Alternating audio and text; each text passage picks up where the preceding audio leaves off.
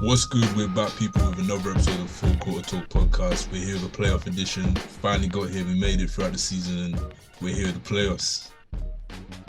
It's been a long season. We haven't covered all of it, but it's been a mad season. When I think back to things earlier in the season, I'm like, I don't know how that was the same year, but made it through with some exciting playoff matchups.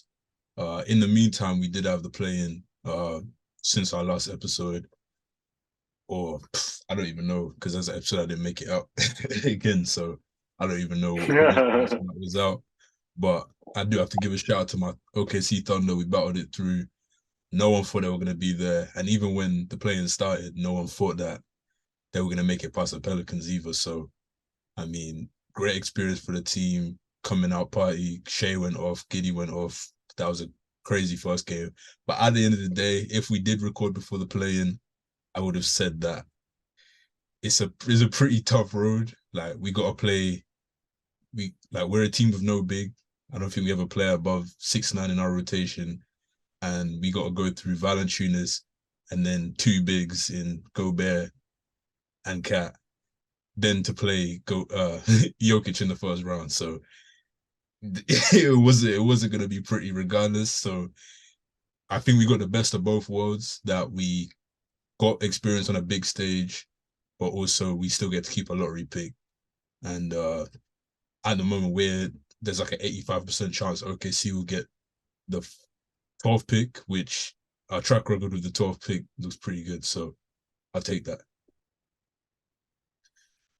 But yeah, I think play-ins were quite interesting, I would say. Like, yeah, you said like with OKC, like what you experienced, but like in the East with the Hawks and Miami, it was like literally, I don't think anyone expected like Hawks to win the game, because I think ESPN, there's like when everyone predicts who's gonna win, literally was 17-0 to the Miami Heat, because no one predicted Hawks.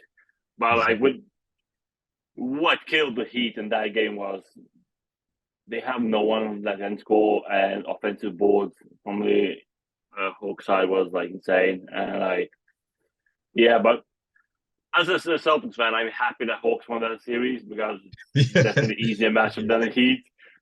yeah. Because yeah, and the other Hawks, one, I don't know, the Hawks is tough. The Hawks is that franchise is going through a lot right now. I don't know about they're that. mid. They've been middle year. This season, They were 50% on the road, 50 at home, 50 against East, 50 against West. 50. It's definition of mid, and that's not what you want when you trade 4 first rounders for a player in the off season. They fired their coach mid season. It's not looking good. Yeah, and unfortunately, Jack is not here to talk about Bulls. Yes, I really. I want to hold off.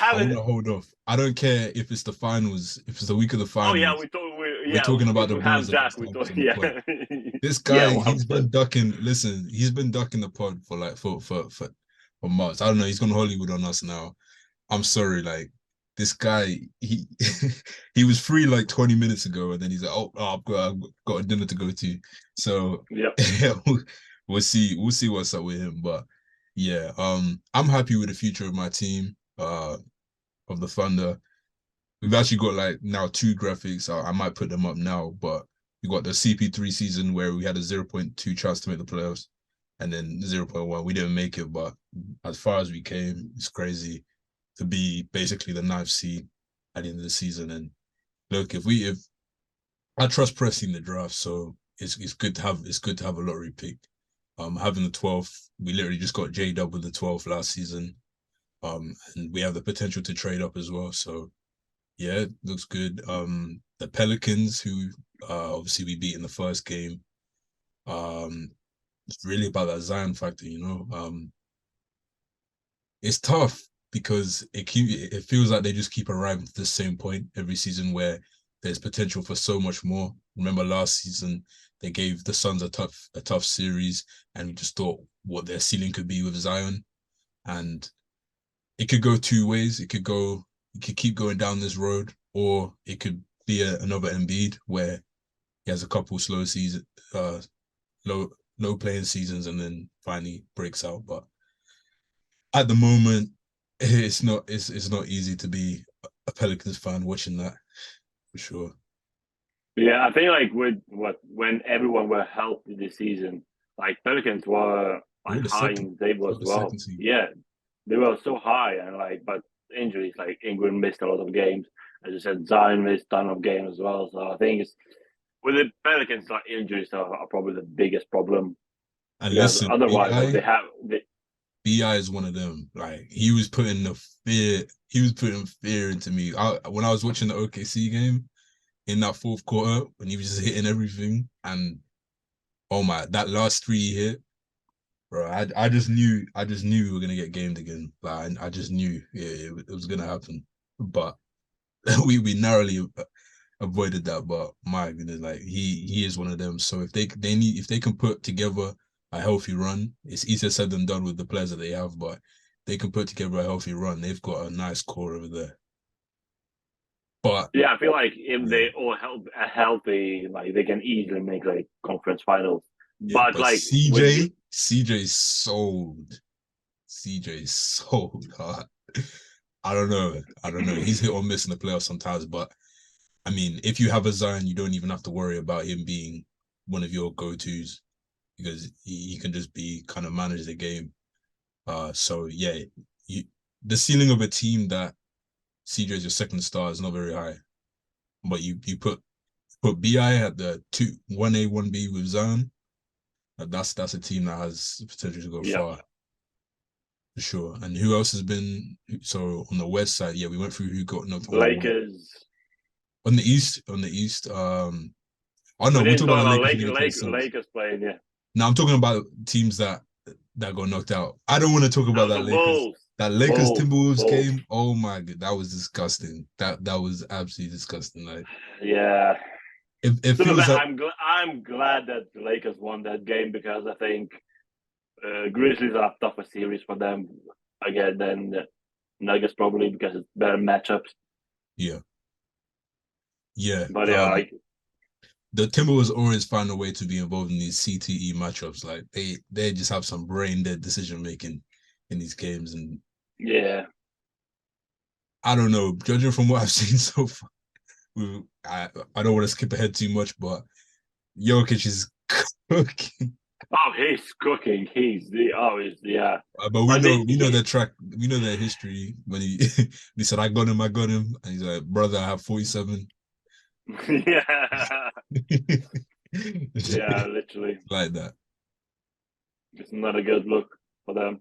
Look, yeah, we would get cooked. I mean, Jokic would do like disgusting things to our team. Like Jalen Williams guarding Jokic, yeah, it'd be scary.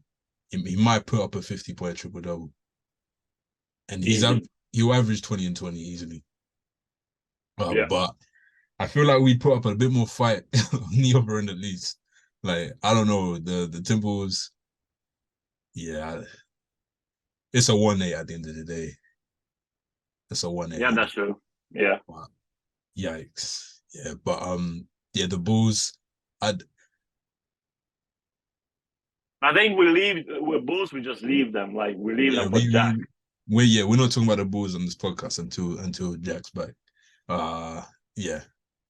Um, and who did they play? Who else got knocked out on the East again? And the East was Bulls. Who did they beat? Wizards? Was it Nah, Wizards?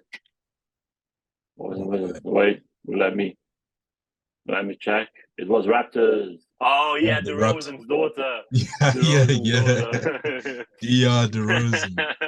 Dyer DeRozan, like, oh my goodness. yeah. She 18 for 36 from the free throw line is insane. Like, How? that is crazy. And to be fair, that is just something that you cannot plan for. Like, having someone scream at the top of their lungs, like, every free Yeah. throw. Every free throw. Yeah, like it's mad. Crazy. But I don't know. Yeah, it's not Yeah. really crazy. I can't lie. I just remember, like, it reminded me of when I was in academy back when I was back in academy, and we did like once a term we do shooting tests, and one of them was free throws, and we were getting to the end of our session, and so like after us, normally like there would be like these disabled people that would come in like for like Oh no. yeah, and they were just screaming, and I was like at the end of my free throw test, and like, but I was icing them though. I made 94 out of 100. Like basically, you just shoot 100 free throws. So how many you make? Yeah. But man, that was throwing me up. Like they started screaming. I was like, yo. But nah, they don't have that dog in them though. They do not have that dog in them. Yeah. And to be honest, I don't know. The Raptors are in a weird place right now. Look, Yeah. I get that Masai Ujiri doesn't want to commit to a rebuild, but at this point, you have to commit to one or the other. You have to either move those assets. I mean, everyone anticipated an OG trade. I mean, everyone anticipated at the trade deadline the Raptors being the most active team, and they didn't really do anything. Yeah. They need to do something now because they're in the middle of two. They just can't make their mind up on what they want to do, their direction in the future. And right now, they have, I'd say, a team of players that all contribute to contenders, even, but together, it just doesn't make much sense. Yeah, I agree. Like, yeah, like when they traded for Porto, everyone thought, oh, it's gonna be like they're gonna make a big, even bigger trade, like as like OG and Porto and someone like to blow it up basically. But yeah, like nothing happened literally. But everyone expected OG trade. Yeah. Yeah, they just have a team of assets that would just help so many teams, but the combination on that team just doesn't make sense. Then you have Nick Nurse. He just seems to have one foot out the door. The Yeah, organization themselves said they were unhappy with how he was just like openly talking about his future away from the franchise. So I see big changes coming in the future. I I think think I saw. Was it Pistons that they might try to get Nurse if he gets a if he becomes available? Because like Pistons have done the coach now, so but yeah, I can see Nurse literally leaving this summer. that would be crazy, bro. Because then who was that role coach? I forgot his name. Dwayne Casey. Dwayne Casey went there, didn't he? Like that Yeah, was yeah, yeah, crazy. He went there, he got fired like right after winning Coach of the Year, didn't he? yeah. Literally, He yeah. had to like accept. He accepted it like right. He got fired before he got before he won. Yeah, yeah, exactly. Yeah, he And then got they like fired before posted he got award. the congratulations, and he's just like this is the most awkward. Yeah, Yeah, but yeah, I don't know about them, to be honest. It's look, you Sajiri, he's known for someone that's quick to pull the trigger and quick to take chances and take risks. So he needs to do that instead of falling in love with this core. He's not really going anywhere. There's the ceiling's pretty low on this team. If they keep going with this team, they're gonna be in that 6 to 10 range, yeah. probably more 7 to 10 range. So it's like, yeah. I think of all the playing teams, I think like OKC are probably the only team that got eliminated that are like going into the off season positive. It Yeah, feels like yeah. everyone else is like, yeah, our franchise is cooked. Like we have no future. Well, with Pelicans, is like they just want the players healthy. That's the thing. And Yeah, like with them, with Zion, it's like it's tough. every time, yeah, it's a weird It's real situation over tough. there. Much has been made about him, dunking in warm-ups before the game and his interview saying that he's healthy, but he doesn't feel 100% right. Look, I feel like it's easy to blame Zion. I think there's no point putting pressure on Zion. He's been out for however many months. To expect him to come back right in a high pressure game like that, it's just not smart. It's like obviously it's a bit more extreme, but I saw people like, oh, Chet could come back. Like, no, he couldn't. Like in those situations, you want to just keep your player. You just want to make it black and white. He's out, and you don't really gain anything from putting Zion in that situation. Because at the end of the day, maybe if he got hurt like a couple of weeks before the season and it was a minor injury, then maybe. But with the amount of time he's missed, how long it would take to reintegrate him, that you're not getting past the Nuggets in that time anyway. So you got to look long term, especially if someone like Yeah. Zion. Yeah, But for sure. Yeah. it is frustrating that you always end up at that point, especially when you show so much promise in that series against the Suns and then at the start of this year. So it's tough, but he is still young. He could flip it like Embiid did. You never know.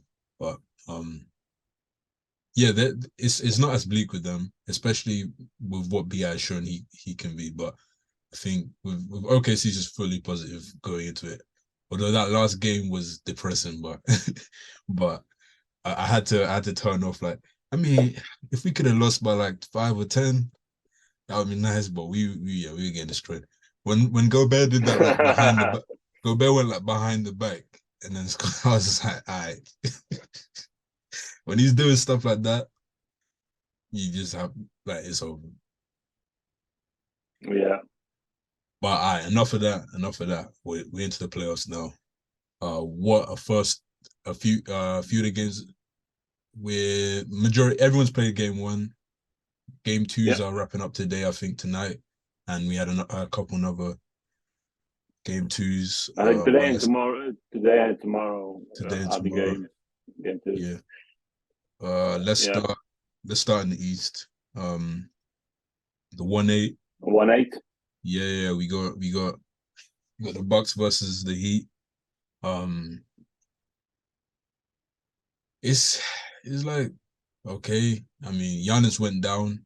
That's not great, but the Heat had to go crazy from three just to narrowly beat them still. So I think this is not like this is a lot closer to the 2021 Heat Bucks series than the 2020 Heat Bucks series. So I won't, I don't think it's gonna be very competitive. Obviously, if Giannis doesn't come back, then all bets are off. But from what I'm seeing, I don't really, especially now that Tyler's broken his hand. Yeah, Yeah, I think the fact that Hero broken his hand, like I think that's like finishes like I don't think they have any chance so because like Hero, one of the better offensive players on that team, and like other than that, Bam like playoff Bam is I don't know like in the playoffs Bam is not existent. no. Yeah, he showed up right here last year against Celtics, like in 2 games where Robert Williams didn't play. But like this season, like he's had nothing. Is Jimmy again? Like Jimmy has to literally drive the team on his back to do something. But yeah, I can see Giannis missing game two, but still, Bucks probably gonna win that. I feel like if Giannis is even able to go into the court, like he's playing. He's not going to sit out more than he has. You remember when going to the finals, everyone was like, he's probably out. Like he looked like he dislocated his knee, and then he plays he plays right away, and puts on Yep. a historic finals performance. So yeah, I don't know. I mean, at the back of this, I mean the Heat are one of the most expensive rosters in the league. You got Duncan Robinson. He's living a life, man. He's getting paid It doesn't generational even get wealth to played. watch games. Some people are Like it's paying like mental. hundreds of dollars to watch courtside, and he's getting paid tens of millions. So yeah, man. He had one run that set him up for life, set his family up for life. So Yeah. shouts to him. But I mean, yeah, they handed out $100 million contracts to like everyone on the roster. So I don't know. I don't Yeah, I see. think like It's uh, a bit of a nothing series. yeah, I can't even see Heat. To be fair, I can't see Heat winning one more game. Probably going to be like gentleman's sweep for one, Yeah, most especially likely. without Hero. Yeah, Yeah, it's kind of over to be honest. But now yeah, when Hero broke his hand and then who was it? and then made it three, and still made it three. Nah, he With airborne. broken. Yeah, like it looked like it went in, but I think it was an air. But nah, I forgot who it was, but he passed him the ball like hard as fuck. He must have been pissed. Oh Because he yeah. got the ball swung to him so hard as well. Yeah, that's crazy. But all right, we'll move on. We'll move on to your series, the Hawks Celtics. Yeah, I don't know what to say. Like they need very, very good Trey Young to have a chance. Because last game Trey Young was like he was building a house Yep. with all the breaks. Because like other than that, like Brown had so many like backdoor cuts. It wasn't saying like just cut after cut. I thought like I don't know. Yeah, Hawks are mid, and like for them to do anything, like they have to get Trey Young back in a Yeah, proper he's got to form. go crazy. Other And he's probably due. yeah, He's due for one crazy night.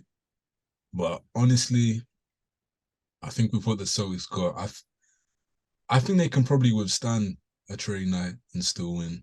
mm-hmm. Like Yeah, this is probably one of the series that I think will comfortably be a sweep in the first round. hopefully, hopefully. I mean, other Yeah, I than think like yeah, maybe the Celtics Sixers as well. I mean the Nets Sixers as well. But yeah, this one it just feels like the team just aren't on the same page with the Hawks, mm, and they'd have to be hitting on all cylinders to even challenge the Celtics a little bit. So the fact that they're not, yeah, it's just this is one I'm yeah. probably not watching again. I don't know. Yeah, Doubt it. I can't blame you. Like games, especially like tonight, games are half an hour apart from Celtics, Hawks, and then half an hour later Oh yeah, it's the Knicks, NBA Cavs. scheduling is Yeah, crazy. Like it doesn't make sense. even Like I think it's there's tomorrow three night. games. Tomorrow night they put in the they put in the Kings Warriors game like Oh, half it's an hour Thursday. away. Yeah, Thursday. Yeah, half an hour away from the Suns Clippers game. Like what are you doing?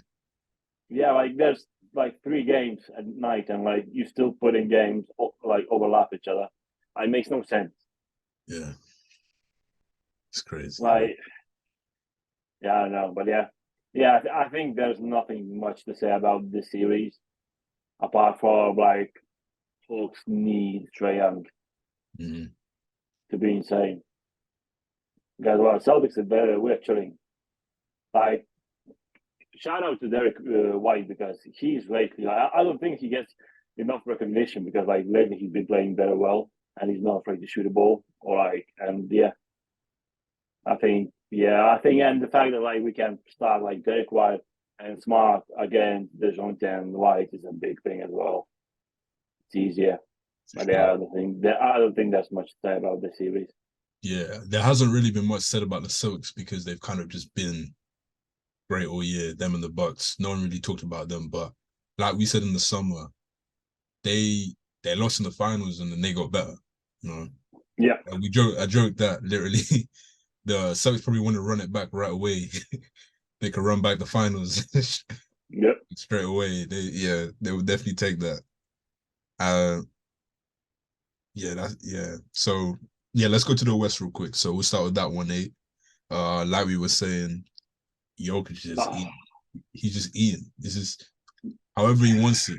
That footwork, oof, like that spin it was was crazy. amazing. It was crazy. That spin was like It was crazy. it was so smooth. Like Like why those are the do type we? of things like I'm not gonna lie, yeah. Like I see a dunk and I'm like, oh, but like when I see stuff like that, I'm like, damn, like that's the stuff Yeah, that's the stuff that I like to see. Like it's crazy. Like you had a couple with Kawhi as well where he did the step through. Like those footwork plays, man, they're just beautiful to watch. Like Jokic is just putting people on notice right now. Like and it's scary because he just barely he doesn't even have to play the fourth quarter because of how much they're dominating. He deferred, he let Jamal Murray do a lot of the scoring, but it's just too effortless for them right now. They're not even putting any pressure on Jokic, and Jokic has to be gas as in like excited that I mean when he looks back to this time last year and he was having to backpack and do everything, and right now yeah, he's looking around and he's seeing Jamal Murray and Michael Porter Jr. and knowing that he's not really gonna have to try until the second or conference finals. That is a yeah. good place to be in. they are just they have a unique chemistry where everything just flows perfectly together. And you're seeing these teams across the league right now that throughout the year they were performing at a high level, and because they didn't have the big names or they didn't have all the TV games, people would just ignore them and say, "Oh, yeah, it's just a regular season, whatever." But they're gonna start to earn that respect because it's translating. Yeah. So And like with the Nuggets right now, like Jokic doesn't have to do everything because like last game, 6 players scored in double digits. And like that's huge. Whereas like probably last season, I think was like Barton that had like was a higher scorer like last season, like with 12 points after Jokic. Like it's insane. Like the difference is mad this season with Nuggets. And yeah, yeah, and when you have like fresh Jokic every single game, like it's scary. it is. Like it's not the same. He doesn't have to play 48 minutes. Like last game, he played 28 minutes and they won by 29. Like sorry about that. Yeah, it's. It's just like when I you think it's zoom gonna be out, sweep. yeah, when you zoom out and look at the whole outlook of the league, you just think like when you allow him to do that now, think about how much that's going to make a difference in the next rounds where he's fresh because they not only does he not have to play within a game, but also of a quick series he gets that rest as well. Yeah, it's scary. It's scary. Yeah, And and yeah, especially like Suns Clippers might go 7, and like if Nuggets sweep, it's like extra 3, like extra rest for Jokic and yeah, yeah. man. I know they're happy that they're not facing the Lakers instead of the instead of the Oh team. yeah, 100%, 100%. My goodness, bro, that would not, yeah, would not be the same conversation. I mean, I still think they deserve the respect as being the favorites, just because they're the best. They're the best team from from October to now. They've been the Mm. best. So at least in the West.